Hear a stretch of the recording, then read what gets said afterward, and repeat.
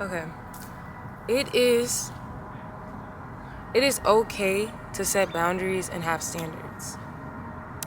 This is the download that I received in regards to this message. With this mindset, you're paving the way to your manifestations and desired reality.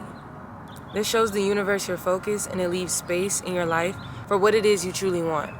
So, with that being said, we live in a society where it's really like a follow fashion culture. How other people feel, what makes them comfortable, you must kind of like obey by it or like move in that particular direction. And we're not taught to really set boundaries and have standards. We're really taught to follow the script.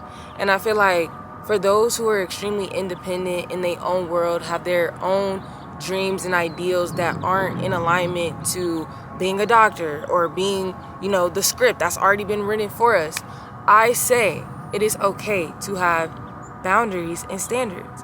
So if you get around certain people and individuals and they don't necessarily match the energy of what it is or where it is you want to be, it is okay to remove yourself. It is okay to remain in your solitude.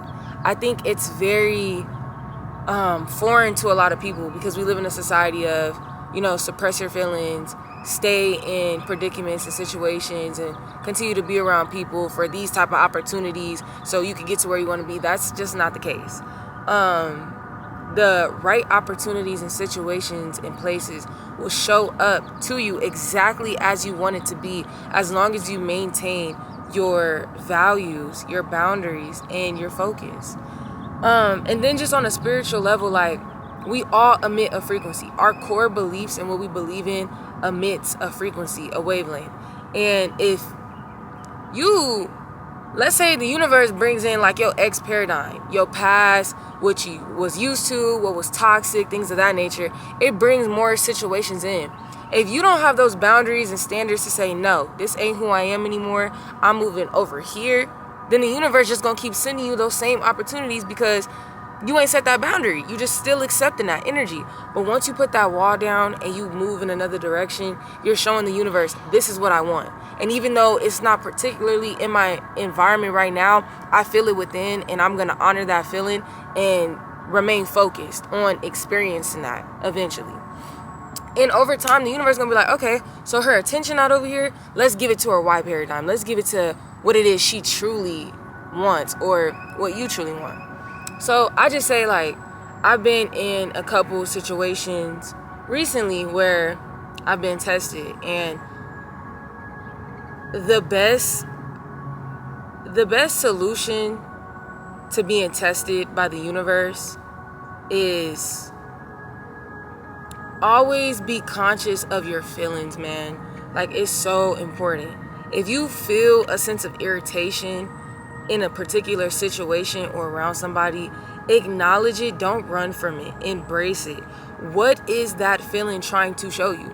Most of the times, our irritation, our anger, our sadness is trying to show us an unidentified boundary that we don't really realize, that haven't fully seeped into our consciousness. So we got to take time to process it, and it's okay. Go sit in your solitude, go process whatever that emotion is so you can really identify what it is that you like and what it is that you don't like. So anywhere you go and what you're doing, you feel authentic because you know who you are. You know what you're for, what you're going for, and what you're not going for. So just whenever you're feeling tested, always be in tune with your emotions. Never suppress it, embrace it, and let it tell you and reveal to you what it is that you truly seek. And after you do that, move accordingly. Like, we also live in a society where communication it ain't everybody's strong point, and that's okay. But understand that communicating your truth is going to bring you the opportunities and change that you seek in regards to your reality.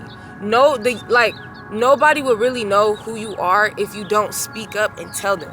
So if you tell them, look, I'm not for that, I'm not going for that, not only are you communicating to the universe and the world around you, you're communicating to other people, bringing awareness to them, to yourself.